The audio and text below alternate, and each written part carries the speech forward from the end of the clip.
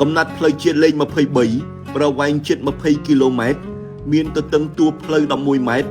ចាប់ពីគល់ស្ពានកោះធំត្រើយខាងកើតស្ថិតក្នុងឃុំជ្រោយតាកែវស្រុកកោះធំដល់ផ្លូវជាតិលេខ14ឃុំពីមរាំងស្រុកលើកដៃខេត្តកណ្ដាលបានស្ថាបនារួចរាល់ 100% ហើយកាលពីដើមខែតុលាឆ្នាំ2025នេះ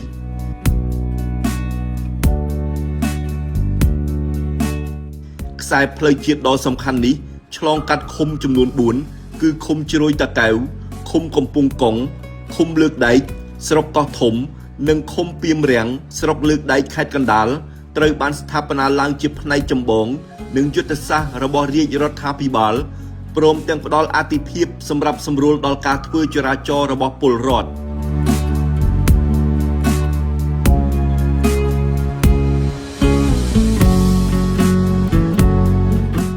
គម្រោងលើកកម្រិតជួសជុលនិងថែទាំកំណត់ផ្លូវជាតិលេខ23រួមមាន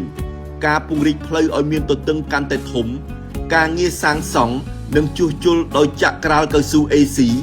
ការរចនាចិញ្ចើមផ្លូវការរៀបចំប្រព័ន្ធលូបង្ហូរទឹកត្រង់ចំណុចសំខាន់